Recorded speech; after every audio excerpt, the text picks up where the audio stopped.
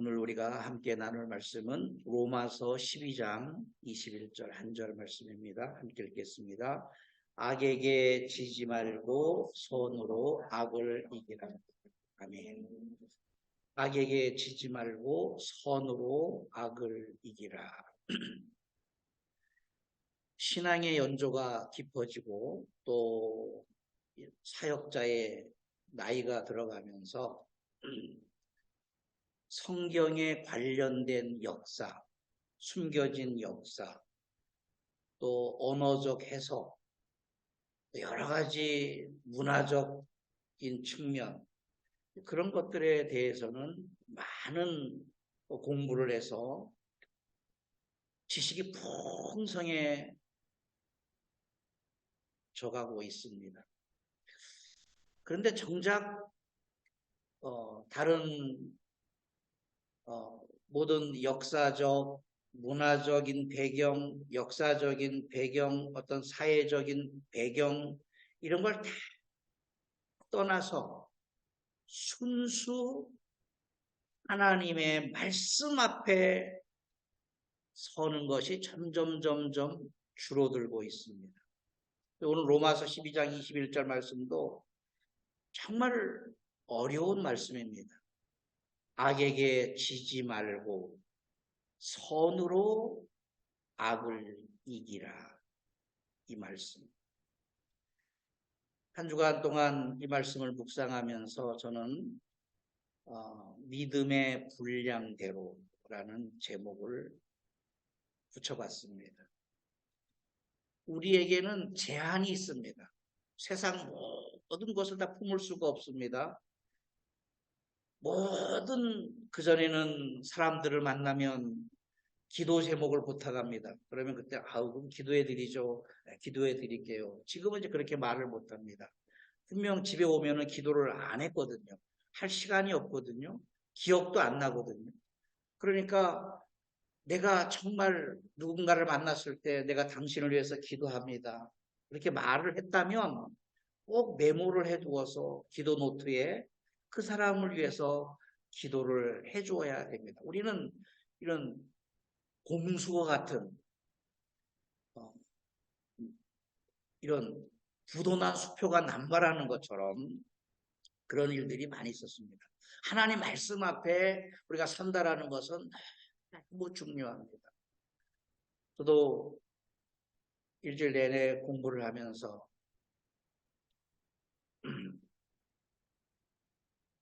바벨론, 페르시아 그 지역 역사를 공부하면서 제가 중간에 멈췄습니다. 근데 바벨론의 역사를 그렇게 많이 알고 페르시아의 역사를 그렇게 많이 알았다 한들 그것이 내 영성에 어떤 도움이 될까? 내가 하나님 앞에 서 있고 내가 하나님의 말씀을 순종하고 내가 하나님 앞에 무릎 꿇고 하나님의 뜻대로 살아가는 것이 바벨론의 역사라든지 페르시아 역사가 나에게 무슨 의미가 있을까? 물론 설교를 하거나 글을 쓸 때 도움이 될 뿐이지 내 영성에는 아무런 도움이 되지 않음을 깨달았습니다. 그래서 우리가 세상의 모든 것들을 다 품을 수 없습니다. 내가 악과 싸운다라고 할 때 세상의 악과 싸우지 않습니다. 대한민국의 정치 문제, 이 땅의 정치 문제, 뭐 이런 거 싸울 수가 없어요. 하나님께서 내게 주신 믿음의 분량대로. 때로는 내 믿음의 분량이 너무 약해서 쓰레기 하나 버리는 것 때문에 마음이 상하고 앞차가 신호를 위반하고 어떤 차가 나에게 순간적으로 끼어들어서 그것 때문에 마음이 무너집니다. 국가가 의미가 없어요. 세계관이 의미가 없어요. 바벨론, 페르시아가 의미가 없어요. 성경의 역사, 장구한 역사가 의미가 없어요. 지극히 작은 것 하나. 커피 마시러 갔을 때 옆에서 담배 연기가 날라왔을 때 마음이 무너집니다. 마음이 무너져요. 내 믿음의 분량은 요만한데 우리는 이제 국가를 책임져야 되고 세계 선교를 책임져야 되고 기독교 역사를 책임져야 한다는 것은 거짓말입니다. 악에게 지지 말고 선으로 악을 이길 수 있는 우리의 믿음의 분량을 오늘 이 시간 우리 함께 점검을 해봅시다. 믿음의 분량, 절대적인 분량이 있고 상대적인 분량이 있습니다. 절대적인 분량은 하나님입니다. 어떠한 상황에도 하나님과 연결되어 있습니다. 담배 연기가 날라와도 우리가 마음이 좀 상할 뿐이지 하나님과 관계는 무너지지 않습니다. 국가가 어떤 형태가 변할지라도 어떤 세상이 어떻게 바뀐다 할지라도 하나님과의 관계는 우리의 분량은 절대로 변함이 없는 것입니다. 그런데 우리의 믿음이 자꾸 상대적으로 세상 환경, 주변 사람들의 말, 우리가 보는 것, 우리가 듣는 것 이런 것들로 인하여서 우리의 믿음이 흔들리고 신앙의 방향이 뒤틀리고 세상 환경에 우리가 영향을 많이 받고 있습니다. 나의 믿음의 분량이 절대적인 믿음의 분량에 하나님께 서 있느냐 아니면 세상 환경에 서 있느냐.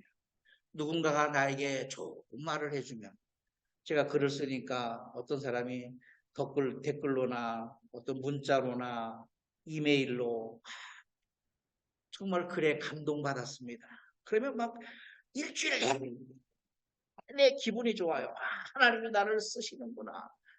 하나님이 나를 사용하시는구나. 기분이 되게 좋아요. 막 날아갈 것 같아요. 근데 어떤 사람이 또 이걸 글이라고 썼습니까? 역사적으로 맞지 않습니까? 맞습니까? 이런 어떤 아픈 댓글이나 메일을 보내면 막 무너져요. 기도하기도 싫고 설교 준비하기도 싫고 결국 우리는 내 믿음의 분량이 절대적이어야 되는데 상대적으로 세상 환경에 휩싸여 가고 있습니다.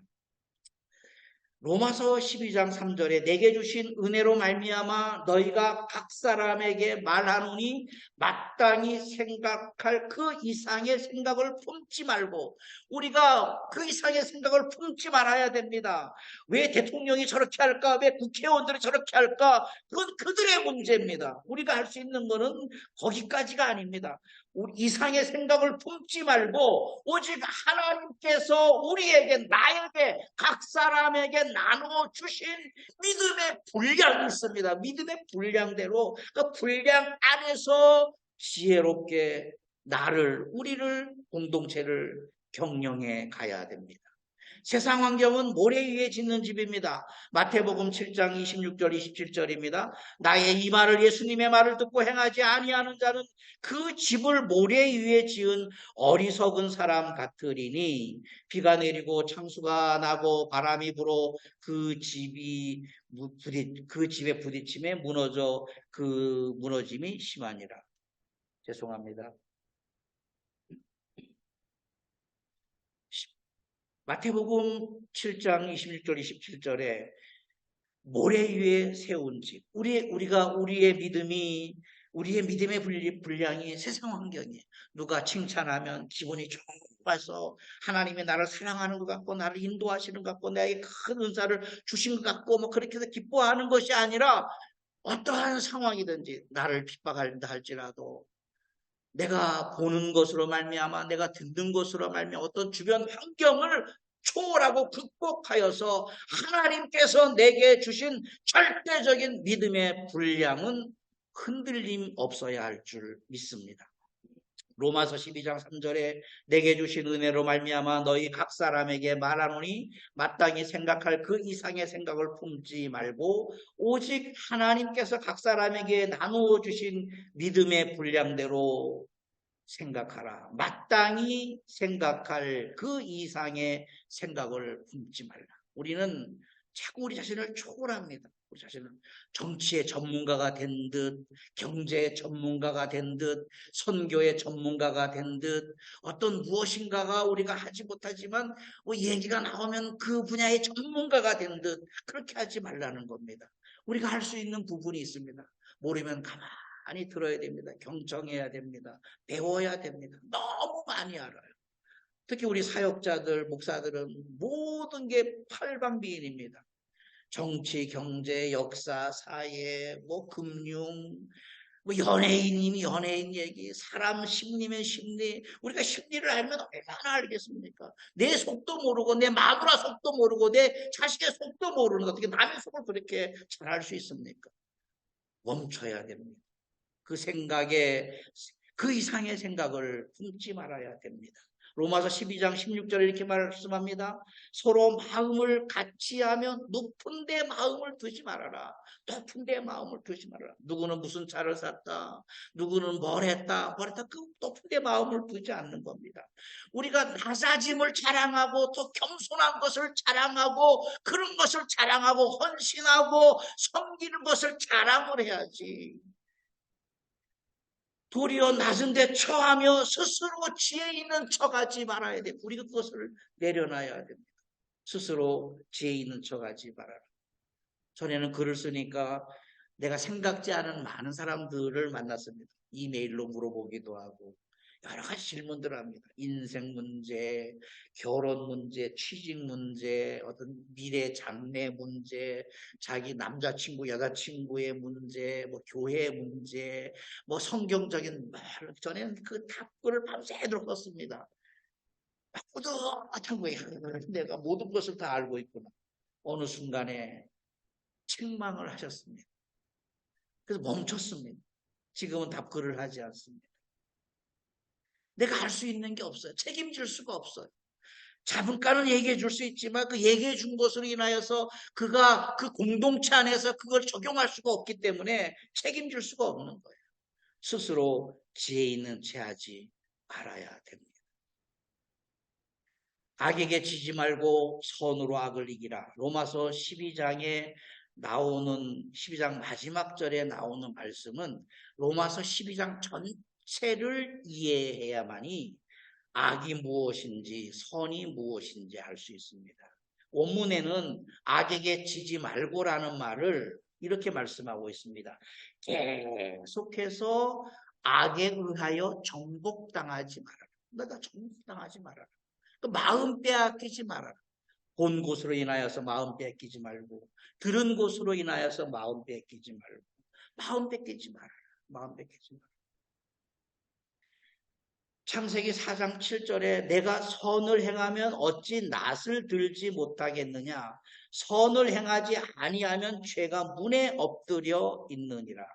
죄가 너를 원하나 악이 계속해서 나를 원하고 있습니다. 내가 무너지기를, 내가 좌절하기를, 내가 절망하기를, 내가 멈추기를 원하고 있습니다. 그러나 우리는 그것을 다스려야 할 능력이 우리에게 있습니다. 다스릴 권세가 우리에게 있는 것입니다. 누가복음 22장에 시몬아 보라 사단이 밀가부로 달고 너희를 청구하였으나 그러나 내가 너를 위하여 내 믿음이 떨어지지 않기를 기도하였노니 너는 돌이킨 후에 내 형제를 굳게 하라. 나홀로 내 마음을 잘 다스리고 내 믿음을 잘 다스리고 절대적인 분량을 가지고 내 역량 안에서 형제들을 돌봐야 됩니다. 우리는 늘 주기도문에 이런 고백을 합니다. 우리를 시험에 들게 하지 마옵시고 다만 악에서 구하옵소서. 그래서 악에게 지지 말고 날마다 우리가 악을 이겨나가야 됩니다. 중요한 것은 선입니다. 선이 뭐냐? 선이란 우리가 가난한 사람들에게 돈을 주고 물을 주고 옷을 주고 먹을 것을 주는 것도 선입니다. 이건 세상적인 선입니다. 누군가를 도와주는 것, 세상적인 선입니다. 성경에서 말하는 선, 특히 로마서 12장에서 말씀하는 선이 뭐냐면 그리스도인으로서 하나님께 대한 성도의 원로적인 자세가 선입니다. 내가 하나님 앞에 어떻게 서 있느냐, 이게 선입니다. 내가 하나님을 어떻게 바라보고 있느냐, 내가 하나님을 어떻게 묵상하느냐, 내가 하나님 앞에 어떻게 예배하느냐, 이게 선입니다. 우리의 선입니다. 악을 이기는 방법은 이겁니다. 선으로 악을 이길 수가 있습니다.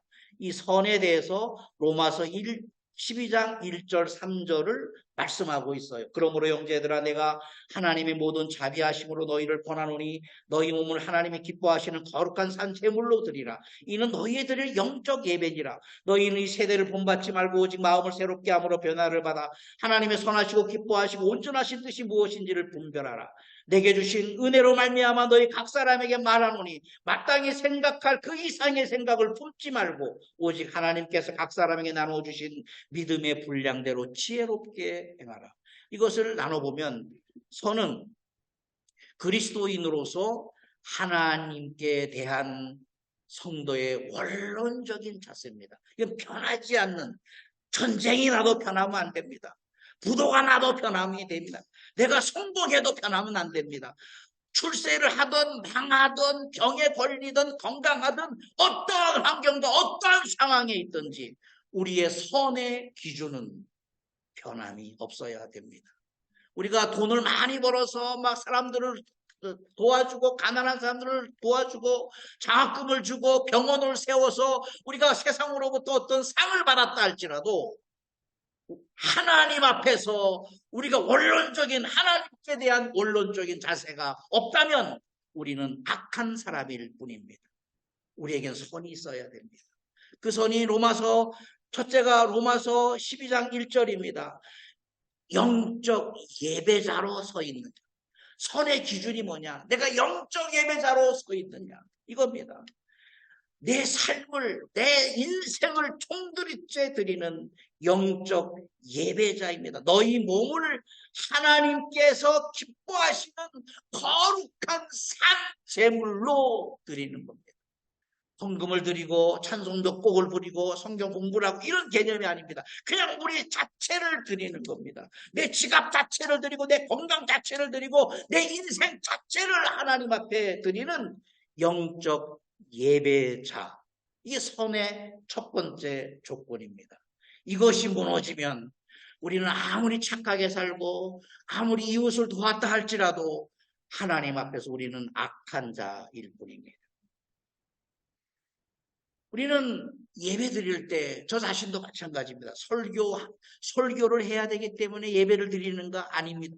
그것을 자꾸 내려놓습니다. 그래서 우리가 어떠한 교회보다도 예배 시간에 찬송을 많이 부르는 이유는 우리 자신이 예배자가 돼야 하기 때문에 그렇습니다. 여러분, 교회가 작으면 작을수록 찬송은 작게 부르고 설교는 길어지는 것이 특징입니다. 근데 우리는 자꾸 설교는 줄이고 찬송을 더 많이 드리는 겁니다. 내가 아무리 설교를 잘한다 할지라도, 내가 주옥 같은 설교를 한다 할지라도 찬송가에 적혀진 가사를 능가할 수가 없습니다. 가사에 우리의 마음을 담고 영혼을 담아서 하나님 앞에 신앙으로 고백하는 것입니다. 종교적 만족을 위해서 우리는 예배 드릴 때가 있습니다. 예배 안 드리면 찝찝하죠. 여행을 할 때도 우리는 주일날 여행을 할 때에도 어느 교회를 찾아갑니다. 찝찝하죠. 그냥 예배 안 드리면 또 교통사고 날 것 같기도 하고 마음이 찝찝합니다. 그래서 예배 드리는 게 아니고 오직 하나님 앞에 나오기 위해서 우리는 모든 걸 멈추고 이것을 우선순위에 두는 영적 예배자입니다. 예배에 우리의 삶을 제물로 담아서 드리는 겁니다. 우리 자신을 담아서 드리는 것입니다. 성경은 그것을 너희는 교회를 완성하라. 예수님께서 세우시려는 교회가 우리를 통해서 완성이 되는 것입니다. 두 번째는 그럼 나는 영적 예배자입니다. 나는 영적 예배를 날마다 드립니다. 나는 영적 예배를 매주일 드립니다. 나는 영적 예배자입니다. 그렇다면 영적 예배자의 증거가 너에게 있어야 된다. 로마서 12장 2절입니다. 너희는 이 세대를 본받지 말고 오직 마음을 새롭게 함으로 변화를 받아서 하나님의 선하시고 기뻐하시고 온전하신 뜻이 무엇인지를 분별하라. 예배는 잘 드렸는데 우리의 삶이, 우리의 언어가, 또 우리의 행동이, 우리의 어떤 마음 씀씀이가 하나님 사람답지 않다면 우리는 영적 예배자의 증거가 없는 겁니다. 세대를 본받지 않는 겁니다. 뉴스를 보고 세상을 판단하지 않습니다. 유튜브를 보고 세상을 판단하지 않습니다. 물론 객관적인 사항이지만 우리는 그 사건을 꿰뚫고 하나님의 역사하심을 바라봐야 되는 것입니다. 세대를 본받지 않는 것입니다. 그리고 우리가 다 마음을 새롭게 예배를 통해서 우리의 마음이 날마다 새로워지는 겁니다. 거듭나는 겁니다. 마음을 새롭게 하는 겁니다. 생성되는 겁니다. 그리고 결국에는 세대를 본받지 않고 마음을 새롭게 함으로 결과는 뭐냐면 하나님의 선하신 뜻이 무엇인지, 하나님의 기뻐하신 뜻이 무엇인지, 하나님의 온전하신 뜻이 무엇인지 우리 일상의 삶에서 그것을 분별할 수 있는 영적인 능력이 되는 것입니다. 내 삶을 드리는 영적 예배자에게 나타나는 증거입니다. 세대를 본받지 않는 것, 마음을 새롭게 하는 것, 선하시고 기뻐하시고 온전하신 뜻을 분별하는 겁니다. 세 번째는 믿음의 분량이 넘쳐나는, 커지는 겁니다. 작았지만 점점 커지는 겁니다. 전에는 한 사람을 위해서 기도했지만 이제는 10사람을 위해서 기도하는 것이고, 이제는 10사람에서 100사람까지 늘어나는 겁니다. 점점 기도하는 것입니다. 기도 노트를 만들어야 돼요. 우리의 생각은 제한적입니다. 어떻게 다 기억합니까? 내가 당신을 위해서 기도해 주겠습니다. 그렇게 말한 사람은 적어놔서 반드시 그를 위해서 기도해 주는 신실한 사람이 되어야 됩니다. 12장 3절입니다. 내게 주신 하나님의 은혜로 말미암아서 오직 하나님께서 각 사람에게 나누어 주신 믿음의 분량대로 지혜롭게 하는 것입니다. 하나님이 주십니다. 하나님이 주십니다. 날마다 주십니다. 그러니까 우리의 믿음의 분량이 점점 커지는 겁니다. 오늘은 요만했지만 또 다음 달에는 조금 더 커지고, 그 다음 달은 조금 더 커지고, 그 다음에는 조금 더 커지고, 점점 커지는 것입니다. 그래서 마땅히 생각할 그 이상한 생각을 우리는 품지 않습니다. 믿음의 분량대로 지혜롭게 생각할 수 있는 우리의 선이 완성이 되는 것입니다. 선은 그리스도인으로서 하나님께 대한 성도의 원론적인 자세라고 했습니다. 영적인 예배자로서 그것이 나타나는 증거가 있어야 되고 믿음의 분량이 있어야 됩니다. 이 선은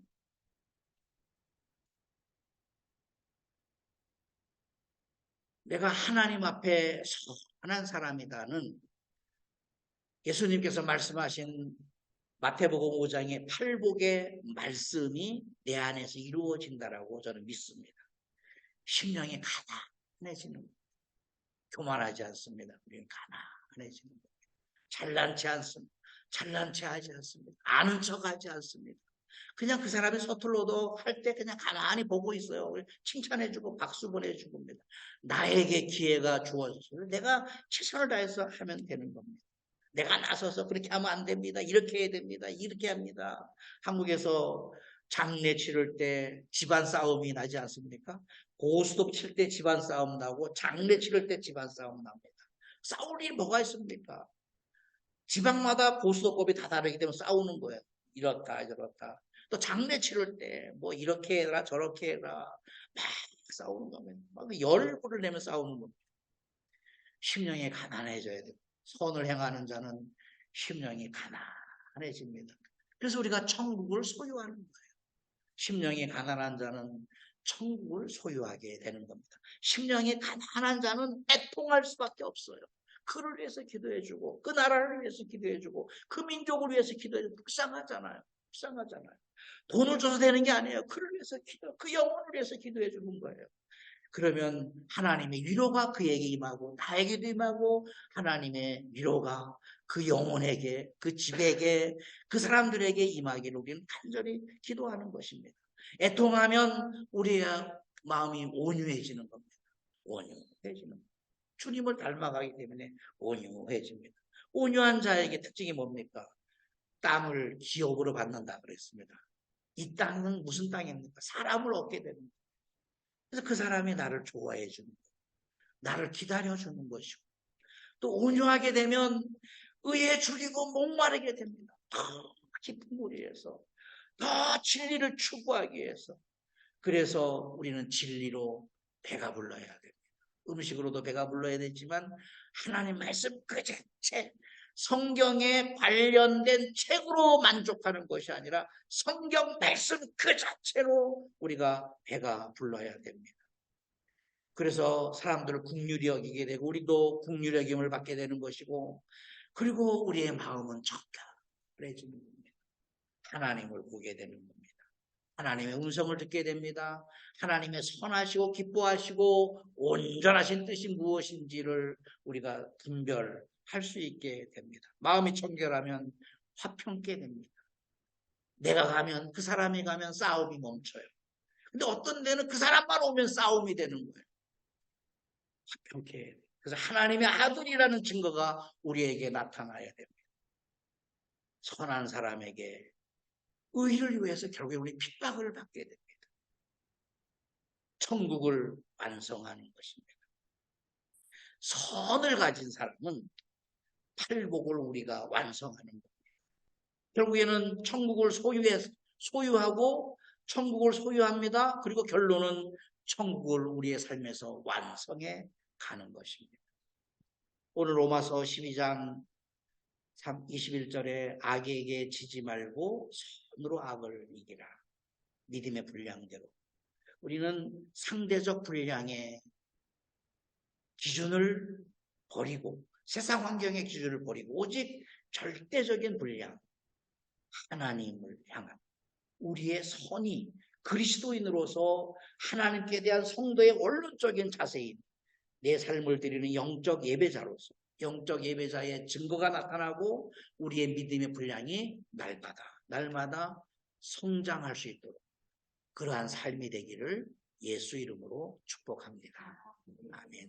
살아계신 아버지 하나님, 우리는 부족합니다. 연약합니다. 미련합니다. 세상을 책임질 수가 없습니다. 그저 우리 앞에 주어진 작은 것, 이 일에 우리가 충성을 다하게 하여 주시옵소서. 마음을 거기에 쏟게 하여 주옵소서. 지혜를 부어 주시옵소서. 하나님, 여기에 하나님의 나라가 나타나게 하시고 이 하나님의 나라가 확장되는 놀라운 은혜가 저희들의 삶에 있게 하여 주시옵소서. 예수님 이름으로 기도하옵나이다. 아멘.